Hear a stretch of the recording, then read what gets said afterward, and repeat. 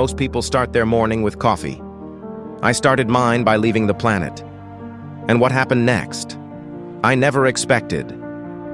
This is the story of how I left Earth. Not to run from it, but to see if humans could survive somewhere else. And trust me, nothing about this journey went the way I imagined. The night before liftoff, I couldn't sleep.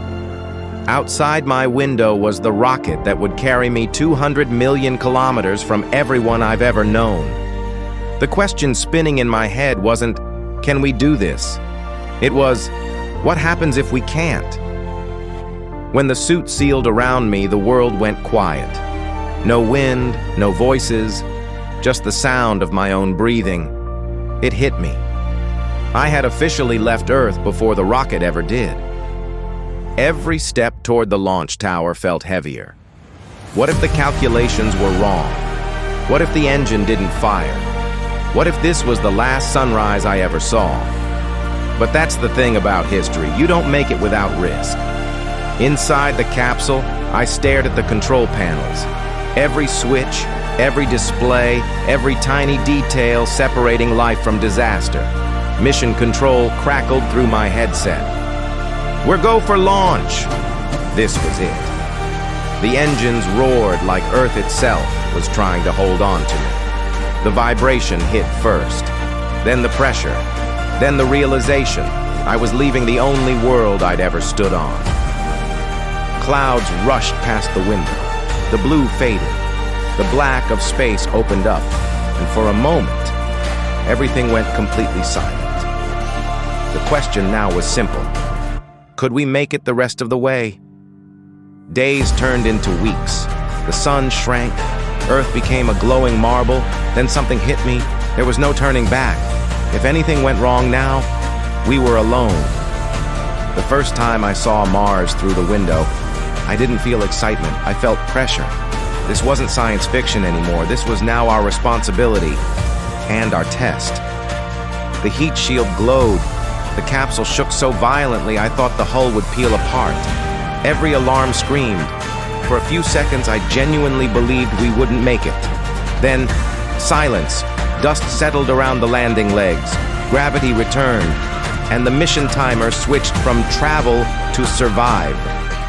I stepped out onto the red soil. This wasn't triumph. It was responsibility. We were the first humans here, and we had to prove humanity belongs beyond Earth. But here's the part nobody tells you. Landing isn't the challenge. Staying alive is. And on day one, things already started to go wrong.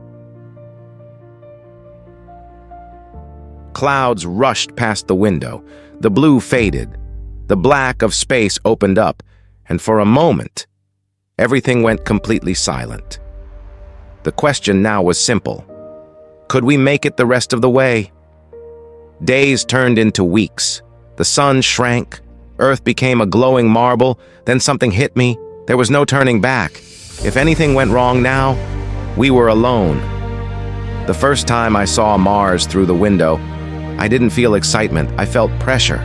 This wasn't science fiction anymore. This was now our responsibility and our test. The heat shield glowed. The capsule shook so violently I thought the hull would peel apart. Every alarm screamed. For a few seconds, I genuinely believed we wouldn't make it. Then, silence. Dust settled around the landing legs. Gravity returned. And the mission timer switched from travel to survive. I stepped out onto the red soil. This wasn't triumph. It was responsibility. We were the first humans here, and we had to prove humanity belongs beyond Earth. But here's the part nobody tells you. Landing isn't the challenge. Staying alive is. And on day one, things already started to go wrong. They say the hardest part is getting to Mars. They're wrong.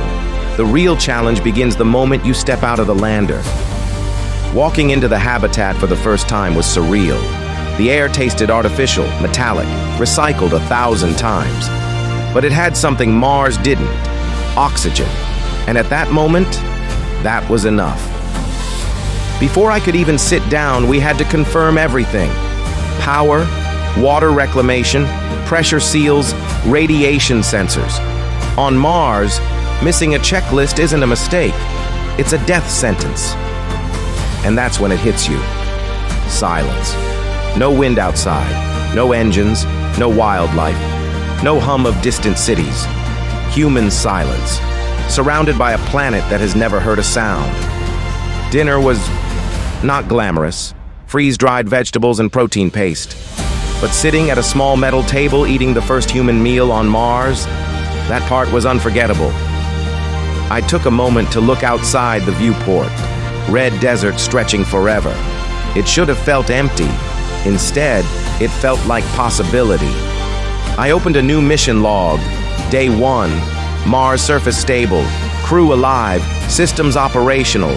But typing those words felt heavier than they looked. We were now officially living on another world. Sleeping on Mars is strange. Gravity is lighter, so your body feels too light to rest. And in the quiet, every mechanical click from the life support system sounds like a warning. When I woke up for half a second, I forgot where I was. Then I saw red dust caked on the window. Right, not Earth. Day 2 begins. One of the first tasks of the morning, water recycling diagnostics. We can't waste a single molecule. Every drop here has to be cleaned, captured, reused. On Mars, water is life. Then it was time to go outside. Dust had already coated the solar panels overnight. Too much buildup, and we could lose power. So we suited up, stepped out, and that's when the day changed. On the north side of the habitat, a pressure indicator showed a slow drop. Nothing critical, but enough to make everyone's heart rate spike. A micro-puncture in the exterior wall. We patched it fast, sealing the breach before pressure levels dipped any further. It wasn't dramatic, but it was a reminder. Mars wasn't welcoming us. It was testing us. By the end of the first 24 hours, we were exhausted, mentally, physically, emotionally. We survived the landing, we survived the night, and we solved our first Mars problem. But we all knew this was just the beginning. Because if a pin-sized leak could threaten the mission, what happens when something bigger goes wrong?